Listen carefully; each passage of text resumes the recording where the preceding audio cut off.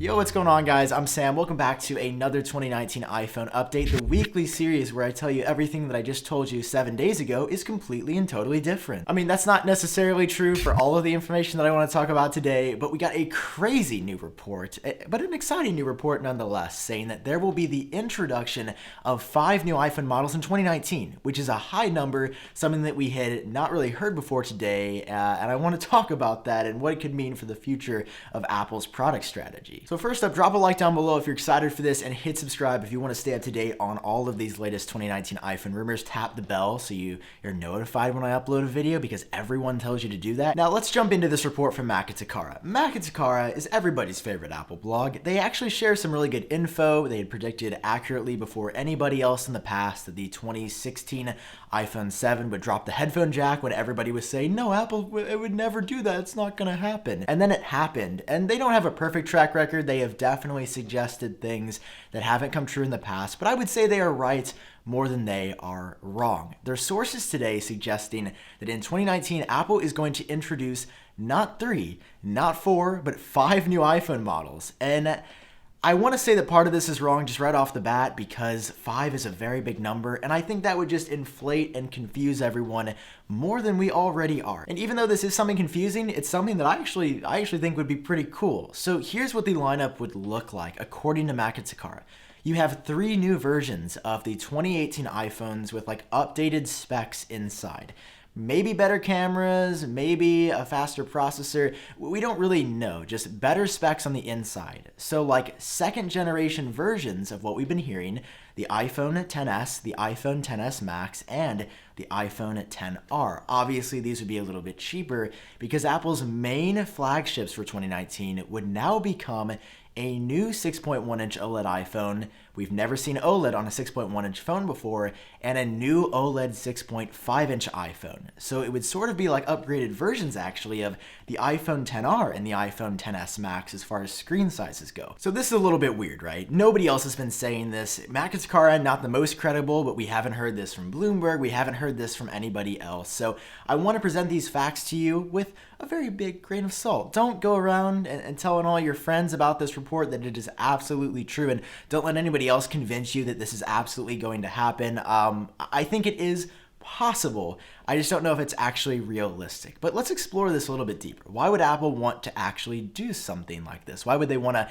segregate the iPhone lineup in such a way? Well, maybe Apple really wants to just offer a phone for everybody, and they want to be able to offer something like a 5.8-inch OLED iPhone, a second generation iPhone XS, for a lower price. I don't think that Apple is going to raise iPhone prices again this year. At least I hope not, because that'd be really dumb. But they could basically put upgraded processors, let's say, inside the 2018 iPhones, sell them again in 2019 for a lower price, and then also offer their 2 standard premium flagship models. Maybe this year it would be 2 high-end and 3 lower end for some reason. In this scenario, the 6.1-inch iPhone gets upgraded and becomes the iPhone 11 regular, and then the iPhone 11 Max becomes the 6.5-inch OLED iPhone. Both would be having the crazy tumorous looking camera bumps that I know everybody's a big fan of. Everybody loves this design. Yeah, I know everybody hates this design, but again, I personally don't mind it that much, and I want you guys to fight me if you disagree down below, because I think we're all gonna get used to it, and I don't really think the camera bump on an iPhone is that big of a deal? Is it that big of a deal if it gives you better photos and gives you better AR features?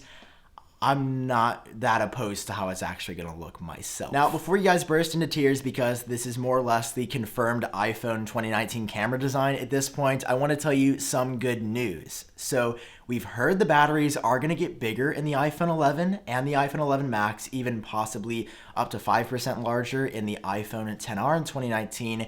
The phones are going to be getting a little bit thicker. Wow, that actually perfectly lines up with what we've been hearing. Apple generally isn't going to put a bigger battery in a phone that gets thinner. And personally, I'm always down for a thicker phone with better battery life than a thinner phone with worse battery life. I'm going to use my cheat sheet here so I get the proper number, but the 6.1-inch OLED iPhone is going to be 0.15 millimeters thicker than the current iPhone XS. However, the camera bump is going to protrude less by 0.5 millimeters. So while the phone is getting thicker, the camera bump will actually be a little bit more receded into the phone. So yeah, some good news here sprinkled in between like there always is. Now for the 6.5-inch OLED iPhone 11 Max, it's going to be getting 0.4 millimeters thicker, but the camera bump, again, going to be reduced by 0.25 millimeters. So it is going to be a smaller, more receded camera bump again, which I think is good to hear. I think this is actually a good move for Apple, and hearing that they have these specific numbers, it makes me question, oh, wait, maybe this is actually happening. Like, they're not just saying, oh, there is going to be a 6.1-inch OLED iPhone model. They are providing specific numbers for how much thicker these models would be to accommodate for that larger camera bump on the back. And the good news just keeps on coming. These two highest-end iPhones in 2019 will also support bilateral wireless charging, which means you could set something like AirPods 2 with a wireless charging case or an Apple Watch on the back of your 2019 iPhone 11 or 11 Max, and it would be able to charge that device from your phone. It's basically going to be like AirPower but portable, which is a cool concept. Here's a concept image of how this would actually work. Now, I can't sit here by the sideline and say Apple's innovative in doing this all on their own. They're just so smart over in Cupertino. This is technology that has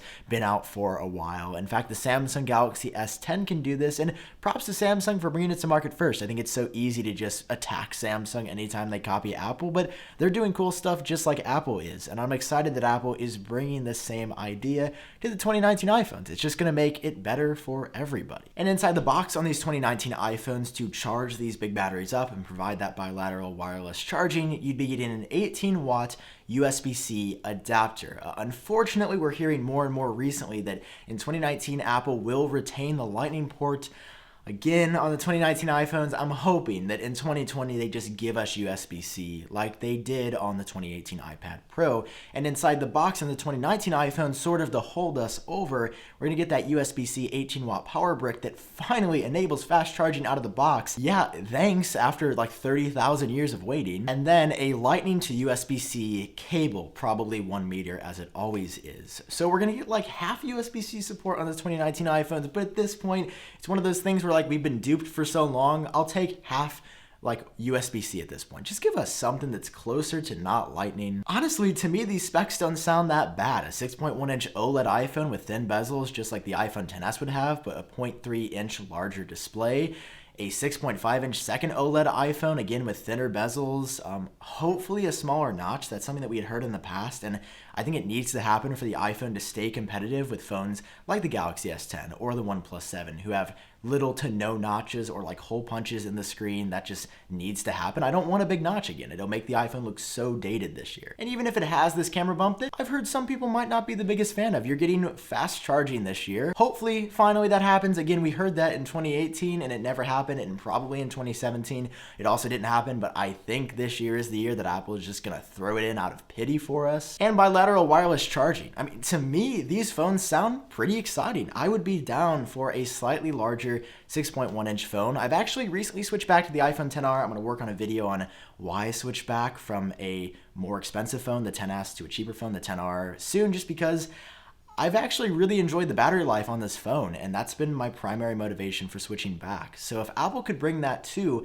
the 6.1-inch OLED 2019 iPhone with a bigger battery, with an OLED screen, it would be like the iPhone XR, but that high-end iPhone, which is pretty much what I've missed about the XR. It's like the OLED screen and a double or triple camera setup. But we actually got some small information as well from OnLeaks on Twitter recently, stating that the 2019 iPhone, both the 11 and the 11 Max, could both feature the triple camera setups, which actually goes hand in hand with what Bilateral reported today, that both of these iPhones would actually get that new crazy triple camera setup on the back. And that does contradict what we've heard from the Wall Street Journal historically and some other sources. They said Apple was reserving that feature exclusively for the highest of the high-end iPhones, likely the 11 Max, but according to this, we could actually be getting it sooner rather than later on both models, which is good. I would be so frustrated if Apple released the 11 with a dual camera setup still and the 11 Max, and the 11 Max had the bigger screen, but it was $100 more and the triple camera setup. I know I'd be really upset if I paid $1,000 for my iPhone and it was just the second best iPhone that Apple made. I like with the iPhone XS and the XS Max,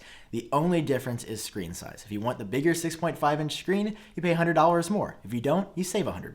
So that is all the iPhone news for this video, but of course as it goes, a new report drops as I'm practically uploading this to YouTube. So I want to tell you some new details about the 15 to 17-inch MacBook Pro, a new 10 to 12-inch iPad, which is interesting, and also Apple's Pro 6K display. In order of when these are going to be dropping, Min Chi Kuo, really good track record, says that the 6K Apple display, which is crazy, it's going to be, standalone, it's going to probably ship alongside the brand new modular Mac Pro. That is coming in either the second or third quarter of this year, in 2019, so still absolutely on track for release then. Unfortunately, some other products that I was looking forward to, like a larger 16 to 17-inch, or this says 15 to 17-inch MacBook Pro, is going to be not delayed, just an updated time frame that we're hearing is, well, the first half of 2021, which is a very, very long time away. I thought that would actually be coming in, 2019, or even at the latest 2020. And then also a new 10 to 12-inch iPad, hopefully all new, redesigned with some good spec upgrades, is coming either in the fourth quarter of 2020 or the first quarter of 2021. These devices may have some new screen technology, not particularly the standalone display, which is kind of ironic, but as far as the new iPad and the new 15 to 17-inch MacBook Pro goes, Apple could be using something called Mini LED technology in here, or Mini LED BLU, which stands for Backlight Unit Display Technology. It may have better wide color gamut and high contrast ratio support like Apple's iPhones and mobile devices are known for, but honestly, we just don't know that much. I want to hear your thoughts about all this stuff down below, because this was a very different report, something that I absolutely had to bring to you guys as soon as I heard it. So if you want to stay up to date on the latest Apple news, drop a like down below, hit subscribe so you don't miss out on anything, and of course smash the bell button. That is all I have for you guys in this video. If you enjoyed it, drop a like down below. It always helps me out. And hit subscribe. I've been Sam. Hope all of you are doing swell today. Have a great day. It's really nice out where I am, so go play outside, go to the playground, have a good day at work, and I'll see you guys in my next video.